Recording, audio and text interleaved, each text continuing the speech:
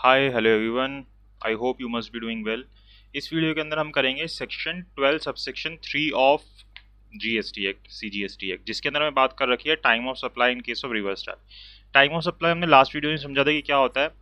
जब हमने section 12 subsection 2 को समझा था, जहाँ पे हमने फॉरवर्ड सप्लाई के अंदर समझा था, और मैंने आपको समझाया था कि फॉरवर्ड सप्लाई और रिवर्स चार्ज में क्या फ़र्क होता है, या फॉरवर्ड चार्ज और रिवर्स चार्ज में क्या होता है। एक बार फिर से बता देता हूँ इन शॉर्ट, बहुत टाइम ना लेते हुए।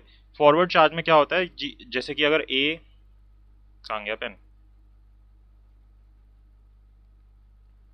आ रहा है ये, अगर ए ने गुड सप्लाई किए हैं बी को, तो ए क्या कहलाता है, सप्लायर कहलाता है, और बी क्या कहलाता है, रिसिपिएंट कहलाता है या रिसीवर कहलाता है, कुछ भी बोल लो।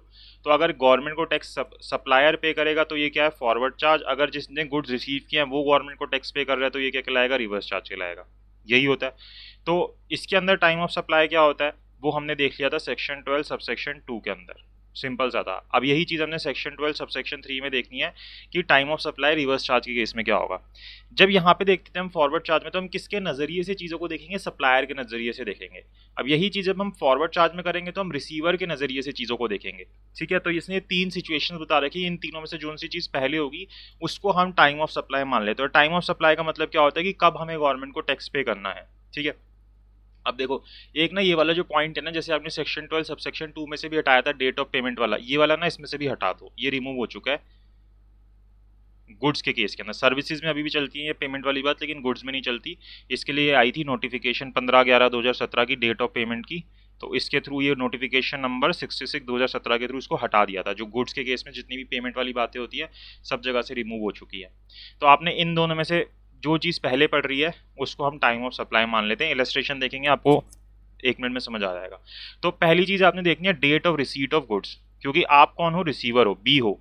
तो जिस दिन आपको गुड्स रिसीव हो रहे हैं वॉली डेट जिस दिन आपको गुड्स रिसीव हो रहे हैं वॉली डेट, या फिर the date immediately following 30 days from the date of issue of invoice और any other document by whatever name called in lieu thereof by the supplier, या फिर जिस दिन आपको इनवॉइस इशू हो रहा है उसके 30 days के अंदर अंदर, जिस भी दिन डेट ऑफ जो भी इनवॉइस है ना उसके जो 30वां दिन पड़ रहा है वो, या फिर जिस दिन आपने गुड्स को रिसीव किया है वो, दोनों में से जो सी डेट पहले पड़ रही है वो हमारा टाइम ऑफ सप्लाई होगा। जैसे अब देखो इलस्ट्रेशन से आपको समझ आ जाएगा।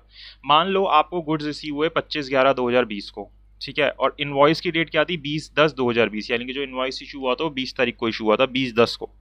तो यहाँ पे हमें क्या देखना है कि ये वाली डेट या इससे 30 दिन आगे जब हम चले तो 20/11/2020 आएगी। इसमें से और इसमें से, दोनों में से कौन सी डेट पहले पड़ रही है, ये पड़ रही है, तो ये हमारी क्या हो जाएगी, time of supply of goods हो जाएगा। पेमेंट वाले को नहीं देखना हमें, गुड्स के केस में पेमेंट को नहीं देखते। ठीक है, इसी तरीके से देखो 25/11 और 2/12 दे रखी है। 2/12 से अगर हम 30 दिन आगे चले तो 2/1/2021 पड़ेगा। ठीक है, तो 25/11/2020 और 2/1/2021 में से पहले कौन सी डेट आ रही है, 25/11 आ रही है। तो 25/11 क्या हो जाएगी, हमारी time of supply of goods हो जाएगा। बहुत सिंपल सा है कि जिस दिन गुड्स रिसीव हुए हैं वो, या फिर जिस दिन इनवॉइस इशू हुआ है उसका 30वां दिन, दोनों में से जो सी चीज़ पहले पड़ रही है कि रिसीव हुए गुड्स उस दिन, या फिर जो 30वां दिन है वो, दोनों में से जो सी चीज़ पहले पड़ रही है उसको हम time of supply of goods मान लेते हैं। तो रिवर्स चार्ज किसके केस में, गुड्स के केस में, बहुत सिंपल सा है। आई होप आपको समझ आ गया होगा। Section 12 subsection 3। हम वाउचर का भी यहीं देख लेते हैं, time of supply in case of voucher. कि वाउचर अगर कोई जैसे आपको दिए जाते हैं तो उस सिचुएशन में उसके अंदर टाइम ऑफ सप्लाई क्या मानी जाएगी।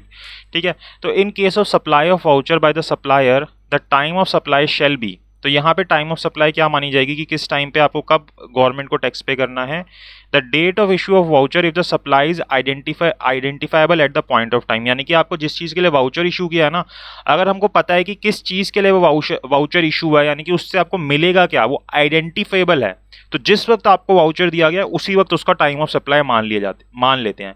लेकिन अगर हमें वो आइडेंटिफाइबल नहीं है कि इस वाउचर से हमें मिलेगा क्या, तो जिस वक्त आप उस वाउचर को जाके रिडीम करोगे उस दिन को हम मानेंगे टाइम ऑफ सप्लाई। देखो जैसे एग्जांपल से समझ आ जाएगा। बिग बाजार ने क्या किया, आपको एक वाउचर इशू किया 5,000 रुपए का कि आप एनी आइटम क्या खरीद सकते हो, एनी आइटम खरीद सकते हो बिग बाजार से, मतलब कुछ भी जाके खरीद सकते हो। तो ये क्या है, अपने आप में अनआइडेंटिफाइबल वाउचर है। मुझे नहीं पता या किसी को नहीं पता कि मैं 5,000 रुपए का जाके क्या खरीदूंगा।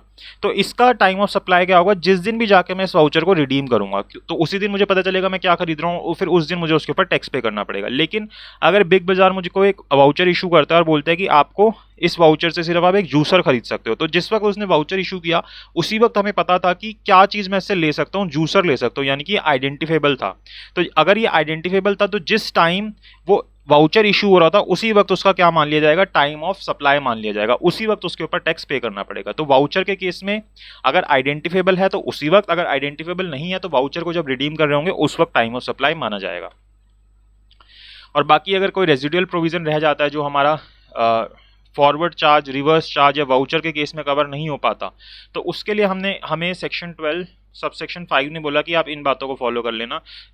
कोई ऐसी चीज़ जिसकी सप्लाई की जा रही है जिसके लिए पीरियोडिकल रिटर्न फाइल होती है, तो जिस भी दिन वो रिटर्न फाइल होती है उसको हम टाइम ऑफ सप्लाई मान लेते हैं। और अगर ये भी नहीं हो रहा है, ऐसा पीरियोडिकल रिटर्न नहीं हो रही, तो जिस दिन आप टैक्स पे कर रहे हो ना उसी को आप टाइम ऑफ सप्लाई मान लो, क्योंकि वहाँ पे तो फिर कुछ पता ही नहीं चल रहा हमें, तो फिर उसके लिए वही डेट टाइम ऑफ सप्लाई हो जाती है।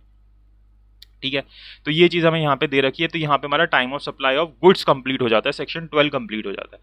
फिर सेक्शन 13 के अंदर time of supply of service आता है। इसको हम नेक्स्ट वीडियो में देख लेंगे, वीडियोस को बहुत लंबा नहीं करते। इन शॉर्ट अगर आप समझते रहोगे तो आपको धीरे धीरे आराम से समझ आता रहेगा।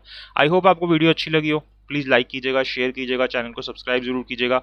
और अगर आप क्लासेस लेना चाहते हैं तो ये आपकी स्क्रीन के ऊपर नंबर आ रहा है 7531000390, इसके ऊपर आप मुझे व्हाट्सअप कर सकते हैं और डिटेल ले सकते हैं, जो भी आप कोचिंग लेना चाहते हैं उस हिसाब से। तो ऑनलाइन कोचिंग होती है, उसकी डिटेल आपको मिल जाएगी। Thank you so much for watching this video.